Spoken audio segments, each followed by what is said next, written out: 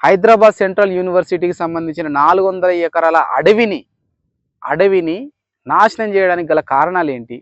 అసలు ఎందుకు నాశనం చేస్తారు? అసలు ఇది ఎక్కడికి సంబంధించిన ముచ్చట? ఇదంతా ఒక్క వీడియోలో ఒక 5-6 నిమిషాలలో మీకు చెప్పడానికి ట్రై చేస్తూ ఉంటా. వీడియో పూర్తి వరకు చూడండి. ప్రతి ఒక్కరికి అవసరమైన వీడియో, ఇన్ఫర్మేటివ్ వీడియో. సో మ్యాటర్లోకి వెళ్తే హైదరాబాద్ సెంట్రల్ యూనివర్సిటీ. ఈ హైదరాబాద్ సెంట్రల్ యూనివర్సిటీ అనేది హైదరాబాద్కు ఒక లంగ్ స్పేస్గా చెప్పుకుంటాం. లంగ్ అంటే ఊపిరితిత్తు ఉంటుంది. అంటే మనం ఊపిరి పీల్చుకోవడానికి పనిచేసే ఊపిరితిత్తులాగా పనిచేస్తుంది. అదే హైదరాబాద్ సెంట్రల్ యూనివర్సిటీ. అదే విధంగా ఇంకోటి కేబీఆర్ పార్క్ 390 ఎకరాలలో అడవి విస్తీర్ణంతో ఉన్న కేబీఆర్ పార్క్ కూడా ఒక లంగ్ స్పేస్ ఉంటుంది. ఈ రెండు KBR park, HCU Hyderabad central university హైదరాబాద్కు ఊపిరితిత్తులు అసుంటివి. అట్లాంటి ఊపిరితిత్తుల అసుంటి వాటిని కూడా ప్రాణాలు చంపుతుంటూ అంటే అడవి ప్రాంతాన్ని మొత్తాన్ని చెట్లు మొత్తం నాశనం చేసి డెవలప్మెంట్ చేసుకొని మనుషులు బతకడానికి కూడా ఉండకుండా డెవలప్ చేసుకొని ఏం సాధిస్తారు అనేది ప్రజల ఆలోచన. అక్కడ ఏదో రిజర్వ్ ఫారెస్ట్ ఉన్నట్టు, రిజర్వ్ ఫారెస్ట్ లో అత్యంత ఏమంటారు జీవరాశులు ఉన్నట్టు, జింకలు, పులులు, సింహాలన్నీ ఆనే ఉన్నాయి అన్నట్టు. జింకలు, పులులు, సింహాలు లేవు అధ్యక్ష. చుట్టుముట్టుతో కొన్ని గుంటనక్కలు చేరి ఇట్లా వ్యవహరిస్తున్నాయి అధ్యక్ష. గుంటనక్కలకు గుణపాఠం చెప్తాం అధ్యక్ష. అది 100% డెవలప్డ్ ఏరియా. దాన్ని ఖండిస్తూ, ఇది కరెక్ట్ కాదని ఖండిస్తూ ఎన్ఎస్యుఐ ఒక చిన్న ప్రకటన ఇచ్చింది. ఆ ప్రకటనలో ఏ విషయం ఏంటంటే తీవ్రంగా ఖండించింది. ఎవరి మాటలని? మన తెలంగాణ ముఖ్యమంత్రి శ్రీ యనుమల రేవంత్ రెడ్డి గారి వ్యాఖ్యలను ఎన్ఎస్యుఐ తీవ్రంగా ఖండించింది. అక్కడ ఏ జంతువులు బతకట్లేదని కానీ, అక్కడ ఏ నెమళ్ళు లేవు, ఏ పులులు లేవు, ఏ చిరుత పులులు లేవు అని ఆయన అన్న మాటలకు తీవ్రంగా ఖండించింది ఎన్ఎస్యుఐ. 2324 ఎకరాలు హైదరాబాద్ సెంట్రల్ యూనివర్సిటీకి అలాట్ చేసిర్రు. అది కాల పరిమేణ ముఖ్యమంత్రులు వరుసగా వాళ్ళ అవసరాల తగ్గట్టు వాళ్ళ టైంను బట్టి ఎవరి అనుగుణంగా వాళ్ళు 800 ఎకరాలు, దాదాపు 800 ఎకరాలు వాడేసుకున్నారు, గుంజుకున్నారు, అయిపోయింది అది.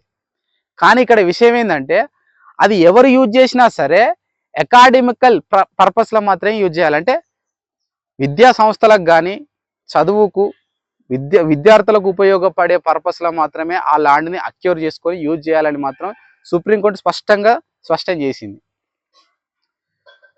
కానీ నాన్ అకాడమికల్ యూజెస్ కూడా చాలా జరిగినాయి. ఆ లిస్ట్ కూడా నీకు ఇక్కడ స్క్రీన్ షాట్లో పెడితే అది కూడా చూసుకోండి. ఇప్పుడు తెలంగాణ ప్రభుత్వానికి ఆ 400 ఎకరాలు దాన్ని తీసుకొని దగ్గర పెట్టుకొని ఏమన్నా చేసుకునే అధికారం కానీ, రైట్ కానీ ముఖ్యమంత్రి గారికి ఉందా? ఉంది అంటే కంపల్సరీ ఉన్నది, 100% ఉంటుంది. అది ఎందుకు అనేది ఇప్పుడు మీకు వివరంగా చెప్తా, జాగ్రత్తగానండి. తొలి తెలంగాణ ఉద్యమం, జై ఆంధ్ర ఉద్యమం, ఈ రెండు ఉద్యమాలు జరగడానికి గల కారణం ఏంటనే దాని గురించి మాట్లాడుకుంటే ఇప్పుడు జరుగుతున్న ఈ హైదరాబాద్ సెంట్రల్ యూనివర్సిటీ గురించి మనకు క్లియర్ కట్గా అర్థమవుతుంది. 1990లో 1919లో ఆంధ్ర రాష్ట్రం, తెలంగాణ రాష్ట్రం కలిసిపోయి ఆంధ్రప్రదేశ్గా ఏర్పడ్డ తర్వాత అప్పటి ప్రభుత్వం ముల్కీ రూల్స్ అనేది ఒకటి ఉండేది. ఆ ముల్కీ రూల్స్ అర్థం ఏంటరా అంటే ఇక్కడున్న అంటే ప్రాంతీయులకు మాత్రమే ఉద్యోగ అవకాశాలు కానీ ఏదైనా కానీ వర్తిస్తుంది.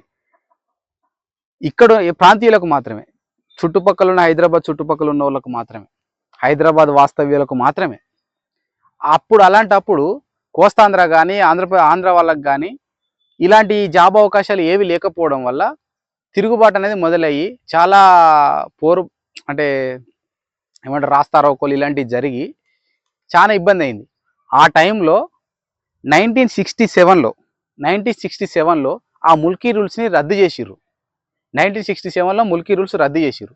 రద్దు చేయడం వల్ల తెలంగాణ ప్రజలకు ఉద్యోగ అవకాశాలు ఉంటాయి కానీ నష్టం జరుగుతుందన్న విషయం వీళ్ళకి అర్థమైపోయి తెలంగాణ ప్రజలు కూడా తిరగబడి గందరగోళం చేసిర్రు. ఈ గందరగోళం చేయడం వల్ల కేసు కాస్త కోర్టుకు పోయింది. కోర్టు ఈ ముల్కీ రూల్స్ని సమర్థిస్తూ కోర్టు తీర్పిచ్చింది. సమర్థించే వరకు తెలంగాణ ప్రజలు ఫుల్ ఖుషి అయ్యారు. కానీ ఆంధ్ర వాళ్ళు మాత్రం మళ్ళీ తిరగబడి మళ్ళీ ఆగమాగం చేసిర్రు. ఇట్లా కాదని చెప్పి అప్పుడు ప్రభుత్వం కాంగ్రెస్ ప్రభుత్వానికి చాలా తలకాయ నొప్పి తయారైపోయింది. దీనివల్ల దీనికి ఏదో ఒకటి సొల్యూషన్ చేయాలని ఆ ముల్కీ రూల్స్ని రీఫైండింగ్ చేసి వాళ్ళు 6 పాయింట్స్ అనే ఒక ఫార్ములా తీసుకొచ్చారు. 6 పాయింట్స్ ఫార్ములా ఏందిరా అంటే, ఆ 6 పాయింట్స్ ఫార్ములాలో అర్థం ఏంటిరా అంటే 4 సంవత్సరాలు తరబడి ఎవరైతే ఏ ప్రాంతాల్లో ఉంటారో వాళ్ళు ఆ ప్రాంత వాస్తవ్యులే అన్న మాత్రమే వారికి మాత్రం 4 సంవత్సరాలతో పాటు 4 సంవత్సరాల పైబడి ఉన్న వారికి ఈ రూల్స్ అనేది అప్లికేబుల్ అవుతాయి అని చెప్పి రీఫైండింగ్ చేసి కొన్ని ఫార్ములాలు చెప్పారు, కొన్ని పాయింట్లు చెప్పారు. ఆ 6 పాయింట్ ఫార్ములాలో 4th పాయింటే హైదరాబాద్ కంటూ ఒక యూనివర్సిటీ కావాలి, అది పెద్దగా ఉండాలని చెప్పి 2324 ఎకరాలలో హైదరాబాద్ సెంట్రల్ యూనివర్సిటీ కట్టించి ఇది తెలంగాణ ప్రభుత్వానికి తెలంగాణ ప్రజలకు మాత్రమే చెందుతుందని చెప్పి రాసిచ్చేసారు. 1974లో పార్లమెంట్ ఆమోదంతో హైదరాబాద్ సెంట్రల్ యూనివర్సిటీని ఏర్పాటు చేశారు. 1975లో 2324 ఎకరాలతో రాష్ట్రపతి గారు కూడా పార్లమెంట్ ఆమోదంతో ఒక గెజిట్ రిలీజ్ చేసిర్రు, ఇది తెలంగాణ ప్రజలకు మాత్రమే చెందుతుంది అని చెప్పి.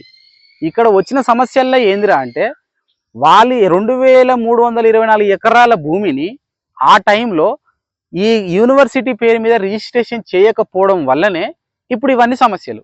ఒకవేళ వాళ్ళు యూనివర్సిటీ పేరు మీద హైదరాబాద్ HCU పేరు మీద ఆ 2324 ఎకరాలని వాళ్ళు రిజిస్ట్రేషన్ చేసుకొని ఆ కాలంలో చేయించుకొని ఉండేది ఉంటే ఇప్పుడు 1 సెంట్ భూమి కూడా తెలంగాణ ప్రభుత్వం కానీ తెలంగాణ ప్రజలు కానీ ముట్టుకోవడానికి అవకాశం ఉండకపోయేది, అది విద్యార్థులకు మాత్రమే చెందేది. ఈ క్రమంలో అప్పటి విజనరీ వీసీ ఆయన ఏం చేసిండు, ఇదంతా కుదరదని చెప్పి ఉన్న ల్యాండ్ వరకు ఒక కాంపౌండ్ వాళ్ళు 2.5 కోట్ల పైసలు వ్యయం చేసి ఒక కాంపౌండ్ వాల్ కట్టిండు, లేకపోతే ఉన్నది కూడా పోయేది. ఇది ఇప్పటికే 810 ఎకరాలు ఆయా ప్రభుత్వాలు ఆయా ముఖ్యమంత్రులు తమ అవసరాల నిమిత్తం అకాడమికల్ యూజెస్ కొన్ని, నాన్ అకాడమికల్ యూజెస్ కొన్ని చేసి 810 ఎకరాల భూమిని ఆల్రెడీ ఆక్రమించుకున్నారు, గుంజేసుకున్నారు, వాడేసుకున్నారు. ఇది ముచ్చట.